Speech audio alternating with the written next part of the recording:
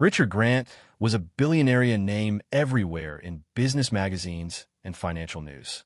He built a tech empire from scratch, sharp and powerful, always in control.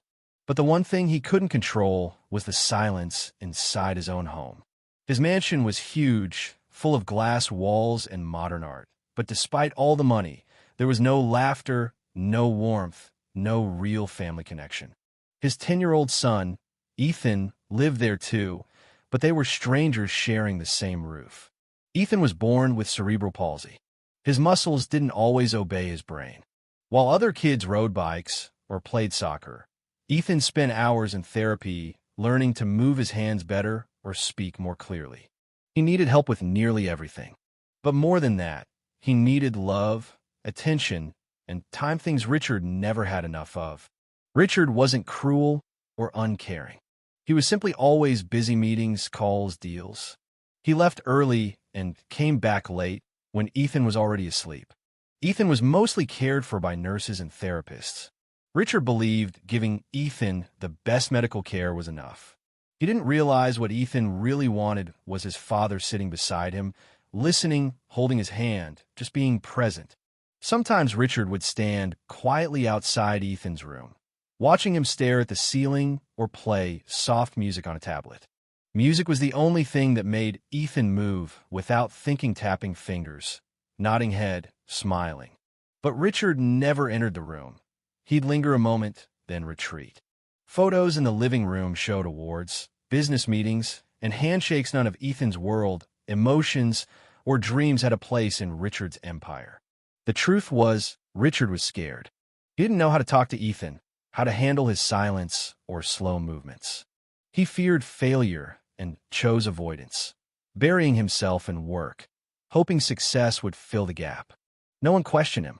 At company events, if asked about Ethan, Richard would politely say he's doing well, and no one asked more. Years passed. Richard grew richer. Ethan grew lonelier. But Ethan's heart was gentle. Though his body betrayed him, he understood everything. He saw his father's absence, watched other dads play with their kids. Ethan didn't ask for toys or gadgets, just a hug, a walk, or someone to watch stars with.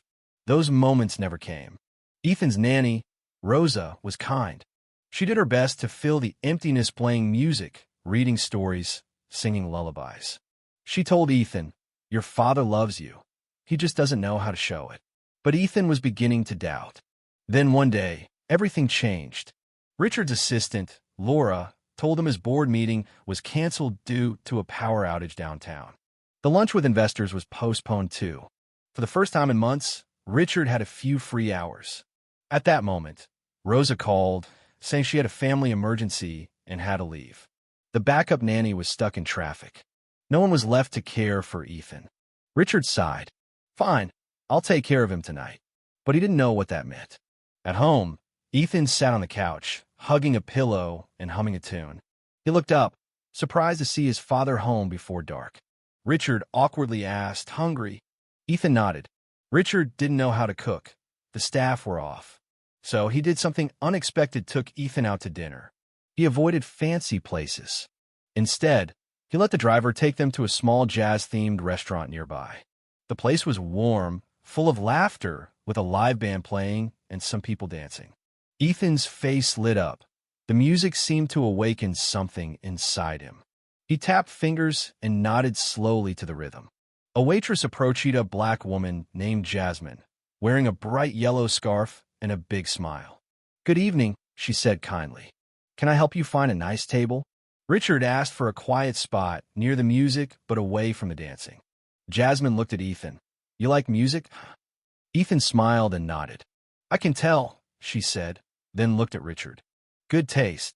Most people talked around Ethan to nurses or nannies, but Jasmine spoke directly to him, treating him like a person. They ordered simple food, grilled cheese for Ethan, steak for Richard. Jasmine checked on them often, telling Ethan about the songs, instruments, even bringing a small tambourine for him to try. Ethan shook it carefully, excited. Richard watched, surprised to see Ethan so animated. His son wasn't just sitting or staring at screens, she was reacting, smiling, enjoying. Richard felt happy, but ashamed. Why hadn't he brought Ethan here before? As the night went on, the music got livelier. Jasmine clapped with the beat, then turned to Ethan.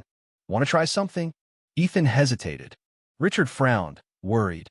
Before he could stop her, Jasmine gently took Ethan's hand. I'll help you. You'll be the boss. She led him to a small space near the band. The crowd noticed, but stepped aside respectfully. The band softened their tune. Jasmine placed Ethan's hands in hers and matched his movements.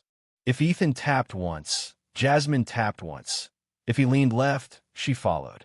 The room fell silent, watching this beautiful moment. Ethan's face glowed with pride and joy. He was dancing, letting in everyone followed. Richard stood frozen. His heart twisted and broke open. He didn't see a disabled child, but his brave, bright son with so much to give if someone just let him. Tears came, but he wiped them away. For the first time in years, Richard wasn't thinking about business. He was thinking about Ethan really thinking. That night, on the drive home, Ethan rested his head on Richard's shoulder. Richard held him close. It felt strange, but right. Something inside Richard shifted forever. The next morning, Richard sat alone in his kitchen, coffee untouched, his mind replaying last night the dance, the waitress who saw what he hadn't. It was simple, but it shook him more than years of therapy ever had. He'd never seen Ethan that alive, confident, and happy, and it wasn't him who made it happen. Later, Richard entered Ethan's room without knocking. Ethan was watching a jazz video on his tablet. When he saw his father, his eyes lit up softly. Richard sat on the bed's edge, awkwardly asked, "Did you like the restaurant?" Ethan nodded. "You were amazing dancing. I didn't know you could move like that." Ethan gave a shy grin. Richard stayed, played the video again, and they sat quietly together. That afternoon, Richard canceled his meetings. "I'm spending the day with Ethan," he told his assistant. He started small, taking Ethan to a public park. People noticed, but didn't stare long. Ethan pointed at ducks. Richard told childhood stories. They laughed. Richard called the restaurant, left a message for Jasmine, thanking her. Weeks later, they returned. Ethan wore his favorite blue shirt. Jasmine greeted them warmly. Richard thanked her for what she did. She waved it off. "Your son has rhythm. I just helped it shine." They ordered again. Jasmine brought a small drum. "Tap if you want." Jasmine shared about her late brother, Micah, who had Down syndrome. "He taught me love and strength." Richard listened deeply. Ethan danced confidently. Guests clapped. Richard watched, fully present. From then on, Richard spent more time with Ethan, attending therapy, learning exercises. Ethan responded like never before, progress in body and spirit. Richard supported Ethan's caregivers, gave raises, listened. The restaurant became a place of joy and learning. Jasmine and Ethan's friendship blossomed. She gifted Ethan a keyboard. One night, Richard and Jasmine talked while Ethan slept. "I think you changed my life," Richard whispered.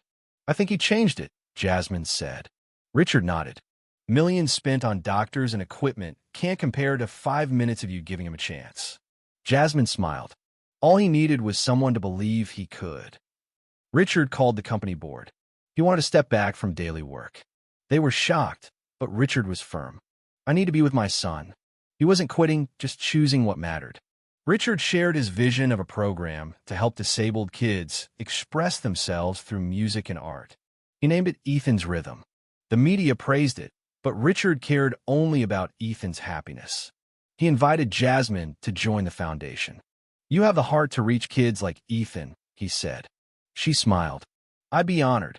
From one unexpected dinner, a new life began, a life of color, rhythm, and connection. A powerful man learned real power lies in love and presence. The restaurant stayed their special place. They came weekly. Ethan danced. Jasmine laughed. Not perfect, but full of hope. Months passed. Friendship deepened. Richard often wondered how a simple dance shifted his life. It wasn't smell, it was a spark. Weekly visits became something meaningful. Ethan's eyes lit up even before music played. One night, Jasmine signed him up for open mic. Ethan played keyboard on stage. It wasn't perfect, but magical. The room fell silent, then applauded. Ethan's eyes sparkled. Richard was proud beyond words. Later, Jasmine told Ethan, "You made everyone feel something." Richard said, "Watching him play made me feel more successful than ever." Jasmine said, "Because you're living your truth." Richard realized years building an empire gave him everything but peace. Peace came in a jazz restaurant, from a waitress holding both pain and joy. Richard planned a center combining music therapy and support for disabled kids. He called it Ethan's Rhythm. Jasmine joined. "You see what most miss," Richard said. Jasmine replied, "I'm just a waitress." "No, you're a teacher and healer," he said.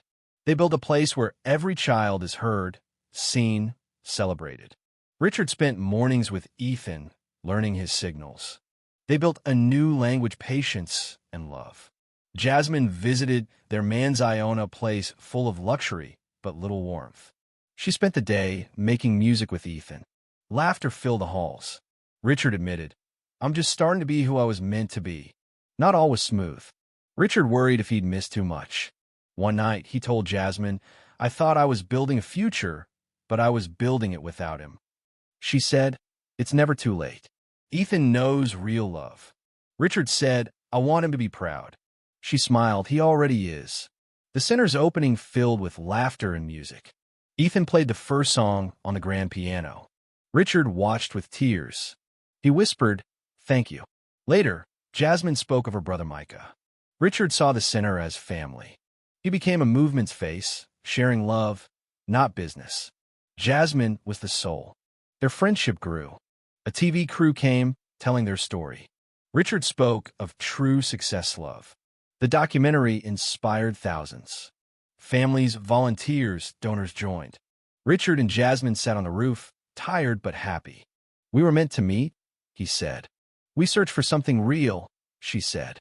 They held hands, silent promise. Famous musicians visited. Schools partnered. A studio built. Ethan recorded soft, moving music. Life brought challenges. Ethan fell ill, hospitalized. Richard stayed beside him. Jasmine brought comfort. The community supported them. Ethan recovered. Richard realized love, presence mattered most. They vowed to fight for children like Ethan. Ethan's music grew. He performed, inspiring others. Richard spoke globally, sharing his journey. He asked for the world to see beauty in every life. Standing ovation followed. Back home, Richard and Jasmine watched Ethan play. "He changed us all," Richard said. Their hearts beat in rhythm with Ethan strong and alive. Their story proved small moments a dance, a smile, a song can change lives forever.